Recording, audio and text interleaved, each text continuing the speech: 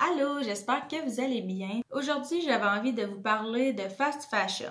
On va regarder ensemble c'est quoi la fast fashion, ça a commencé quand, pourquoi ça existe dans le fond.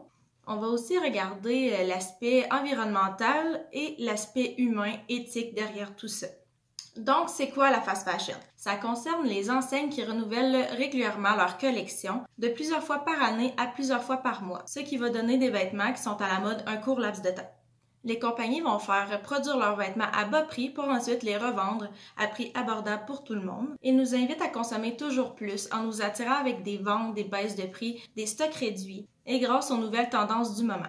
Les marques négligent la qualité du tissu, ce qui va déterminer sa durée de vie. Ils vont prendre des matériaux peu solides, utiliser des produits chimiques qui vont réduire la résistance de leurs produits, ce qui va leur assurer une vente constante. La fast fashion est née dans les années 1900, découlant de la mondialisation.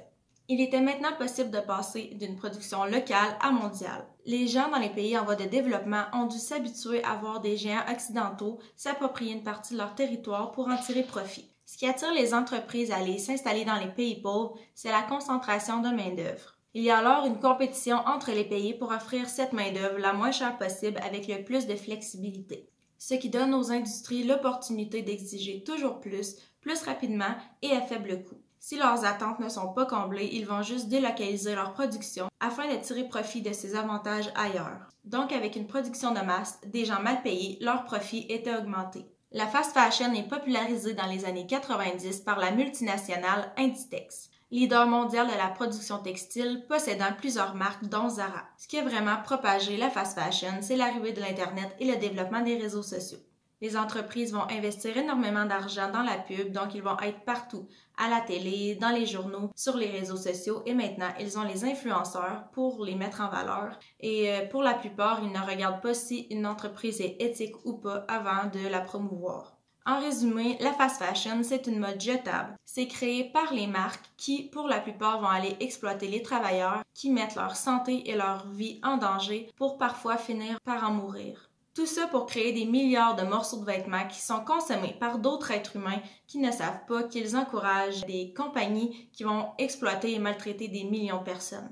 En plus de tout ça, l'industrie textile va se classer au deuxième rang des plus grands pollueurs au monde, juste après le pétrole. Toutes les étapes de création de vêtements sont vraiment polluantes, en commençant par la culture du coton qui nécessite beaucoup d'eau et de pesticides, sans oublier qu'on doit teindre, bleacher, transformer ce tissu-là. Il va ensuite être transporté jusque dans nos magasins. Après avoir acheté le vêtement, il continue de polluer lors des lavages et ont un effet néfaste sur notre santé.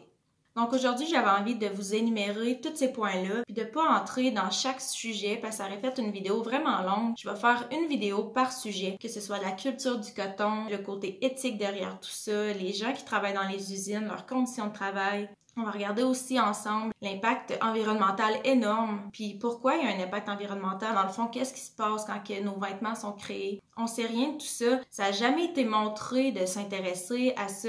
On a toujours été habitué de consommer rapidement, tout le temps avoir plus de morceaux, être à la mode, avoir un outfit of the day. Vous allez peut-être réaliser que c'est pas si cool d'être toujours habillé carte de mode quand on pense qu'en arrière de nos vêtements, il y a des gens qui meurent, que l'impact est énorme. J'espère que vous allez après avoir regardé cette vidéo-là, même faire vos recherches ou après avoir regardé toutes les vidéos que je vais sortir, j'espère que vous allez avoir une prise de conscience de faire attention à vos gestes au quotidien. Nous, on est bien ici, c'est facile, on a des petits chandails à 5$, des leggings à 10$. On peut être tout le temps habillé différemment, confortable.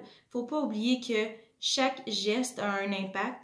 Puis c'est ça, dans le fond, le but de ma chaîne. Si je peux changer les habitudes d'une personne, ben j'ai fait ma job. Fait que, n'oubliez pas de vous abonner à ma chaîne et d'activer la petite cloche. Vous allez avoir une notification quand je vais sortir d'autres vidéos. Vous allez aimer la page Mouvement Zéro Déchet Abitibi-Témiscamingue et Ambassadeur Zéro Déchet Abitibi-Témiscamingue. Je vais poster mes vidéos là aussi.